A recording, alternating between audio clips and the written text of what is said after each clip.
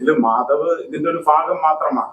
അല്ലാതെ മാധവിനെ ടാർഗറ്റ് ചെയ്ത് ആണ് ഈ മൂവി ഇങ്ങനെ ആയിപ്പോയി എന്ന് പറയുന്നതിനോട് എനിക്ക് യോജിപ്പില്ല. ഓക്കെ, മാധവിന്റെ ഒരു ഭാഗം മാത്രമാണ്. ഭാഗം മീൻസ് മാധവ് ഇതിൽ സെൻട്രൽ ക്യാരക്ടർ ചെയ്തു. മാധവ് തീർച്ചയായിട്ടും ഇതിൽ എന്നോട് കോപ്പറേറ്റീവ് ആണ്. അതാണല്ലോ ഇപ്പോഴും നമ്മൾ ഒന്നിച്ചിരിക്കുന്നത്.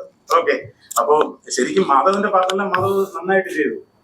പക്ഷേ പിന്നെ മാധവ് ആയതുകൊണ്ടാണ് ഇത് ഇങ്ങനെ എന്ന് പറയുന്നതിലും അർത്ഥമില്ല. കാരണം ഇവിടെ ഒരു സൈജു കുറുപ്പ് ഉണ്ട്, പിന്നെ ഷൈൻ ടോം ഉണ്ട്. സൈജു കുറുപ്പാണെങ്കിലും ഇതിൽ നന്നായിട്ട് പെർഫോം ചെയ്തിട്ടുണ്ട്. സൈജു കുറുപ്പ് എന്നോട് വളരെ പൊളൈറ്റ് ആയിട്ടാണ് ബിഹേവ് ചെയ്തിട്ടുള്ളത്. ഷൈൻ ടോം ഇവിടെ എല്ലാവരും പറയുന്നു ഷൈൻ ടോം ലൊക്കേഷനിൽ ഭയങ്കര പ്രശ്നമാണെന്ന്. ഒരു പ്രശ്നവുമില്ലായിരുന്നു, ഭയങ്കര കോപ്പറേറ്റീവ് ആയിരുന്നു. ശരിക്കും പറഞ്ഞാൽ നമ്മളുമായിട്ട് എഗ്രി ചെയ്ത ഡേയ്സിനേക്കാളും 2-3 ഡേയ്സ് എക്സ്ട്രാ തന്നു. അപ്പൊ അത്രയും ഇതായിട്ട് നമ്മളോട് കോപ്പറേറ്റ് ചെയ്ത വ്യക്തിയാണ്.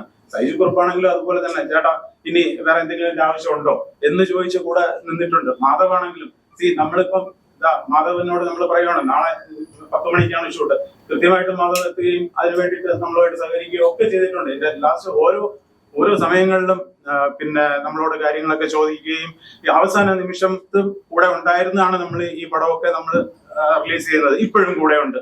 എന്തിനും ചേട്ടാ ഞാൻ കൂടെ ഉണ്ട്, ചേട്ടൻ വിഷമിക്കണ്ട എന്ന് പറയാറുണ്ട്. അപ്പൊ അതെല്ലാം വലിയൊരു കാര്യം തന്നെയാണ്. പക്ഷെ ഈ പറച്ചിലിൽ മാത്രം നമ്മളെ കാര്യം ഒതുങ്ങുന്നില്ലല്ലോ. എന്റെ ഫിനാൻഷ്യൽ ലോസ് തന്നെയാണല്ലോ. അപ്പൊ ഓക്കെ, ഇത് എനിക്ക് കിട്ടിയില്ലെങ്കിൽ തന്നെ പൊക്കോട്ടെ, ഞാൻ പറയുന്നത് സംഭവിച്ചു പോയി പോട്ടെ. പക്ഷെ വേറൊരാളിന് ഇനി ഇത് ഉണ്ടാകരുത്. അതാണ് ഇതിലെ പരമപ്രധാനം.